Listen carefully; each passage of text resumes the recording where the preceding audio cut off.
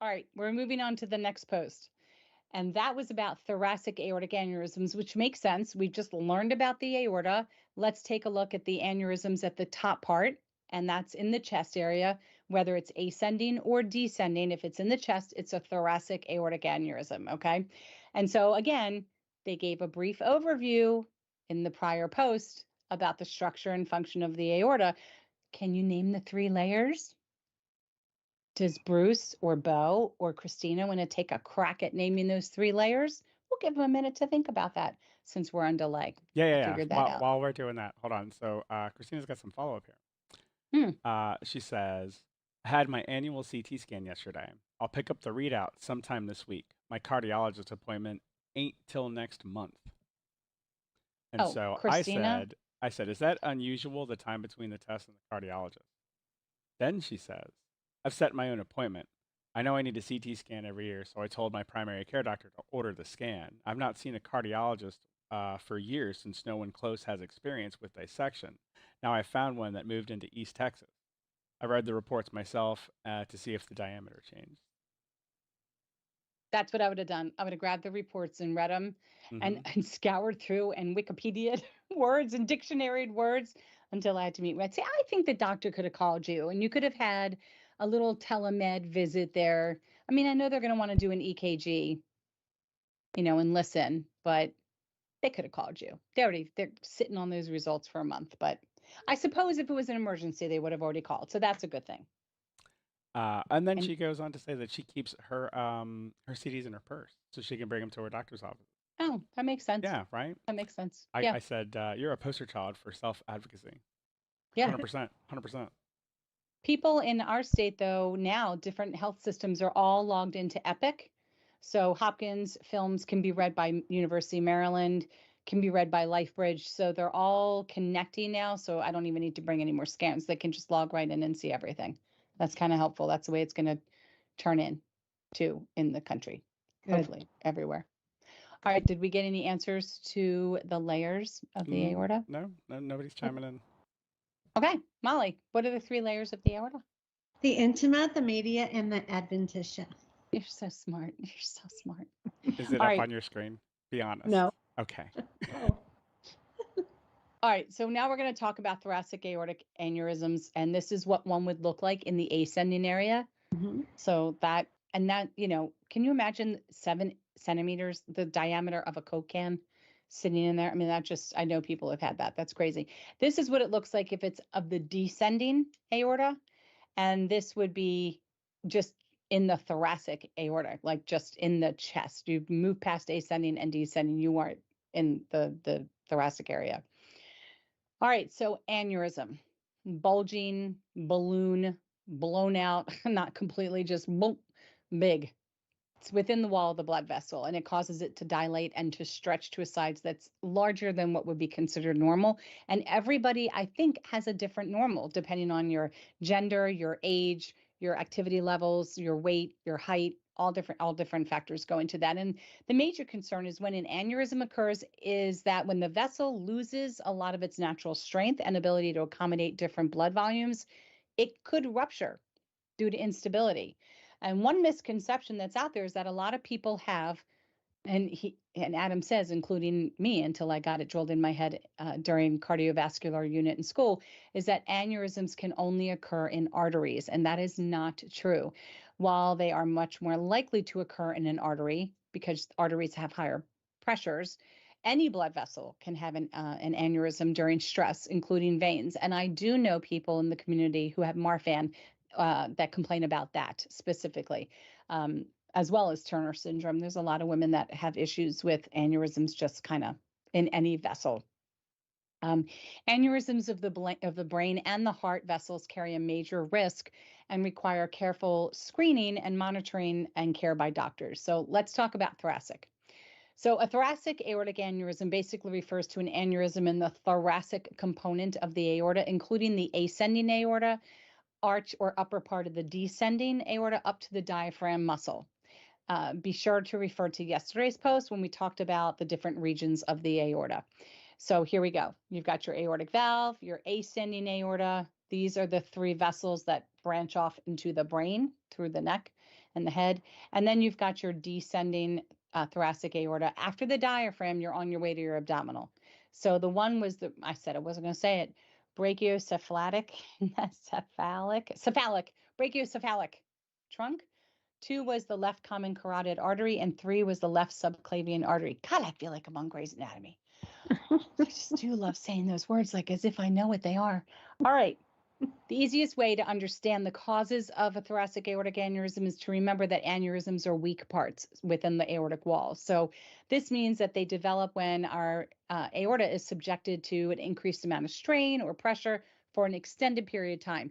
So people that get concerned about blood pressure, when you've just carried in some light groceries from the car to the house, back out to the car, it's hot and back in, don't sit down and take your blood pressure because it's going to be higher. This is considered normal. It's your heart working. It's working. It's doing its job. That is not considered strain or pressure over extended periods of time. If you are doing that and living at that level for hours upon hours, 7 days a week, 52 weeks a year, that's going to be some stress and pressure, right? These little blips of peaks, that's what you want to have happen with a heart because it's working. Even for those of us that are on heavy blood pressure medications to kind of keep the heart rate down, it's still going to get a little elevated. It won't get nearly as elevated without the meds. That's going to go a little bit higher. And there's reasons why everybody's on the meds they're on, but having it go up is normal. So if you really want to take your blood pressure, wait 15 minutes after you sit and you relax and you cool down. And then you'll get a better sense of what your blood pressure is. But the most common cause of a TAA is you say it. Atherosclerosis. I love it. That's Sclerosis. what I would have said. I did know that.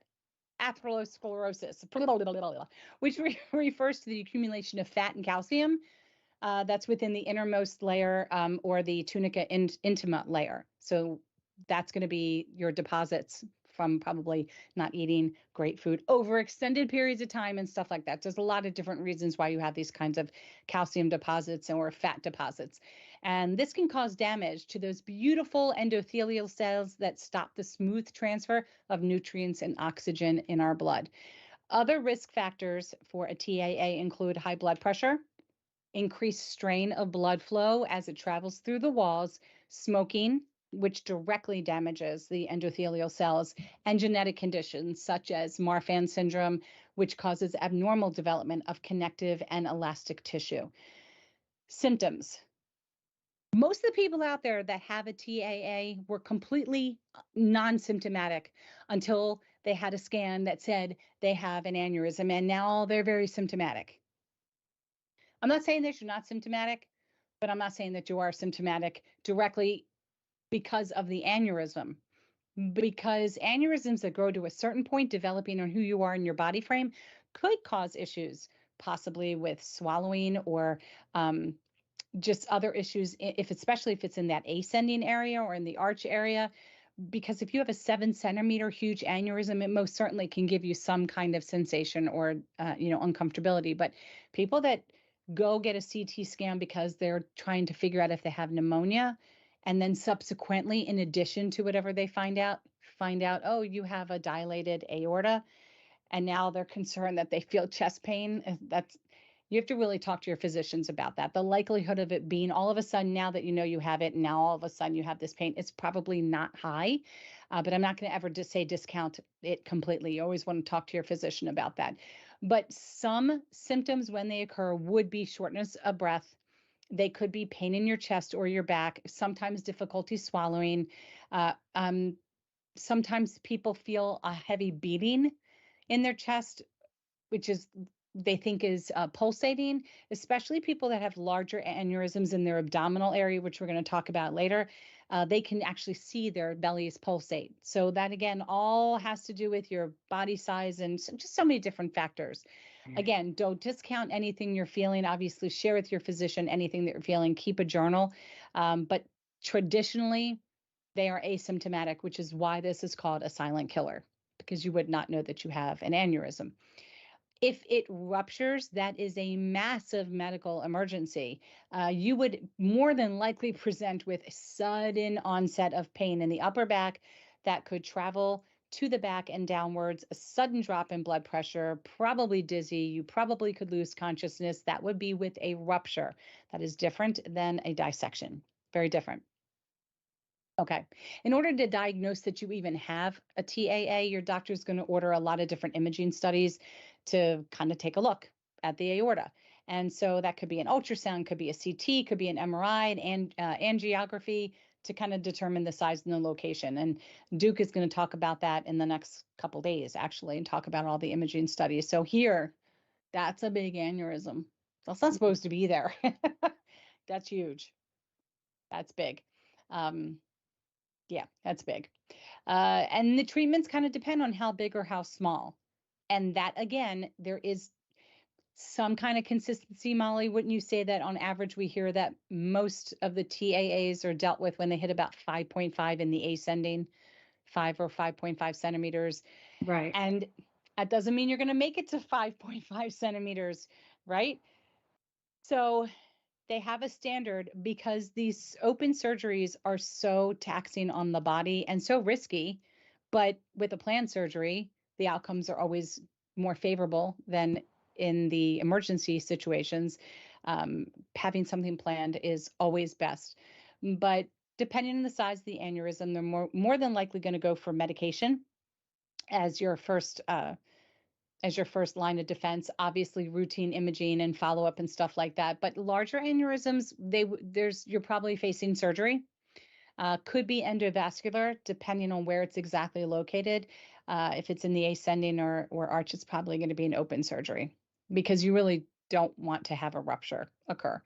And some lifestyle adjustments might have to happen to decrease the level of a TAA running into an emergency. And that could be take your blood pressure more often. You might need to have a lipid panel monitored, maintaining a healthy, active lifestyle, quit smoking. If you are at higher risk for developing a thoracic aortic aneurysm or you have a family history, you really want to talk about all of your questions and concerns with your physician because you're probably going to need to be screened and monitored. So that is all the information, as much as we could hand you about thoracic aortic aneurysms, and as easy to understand information as possible.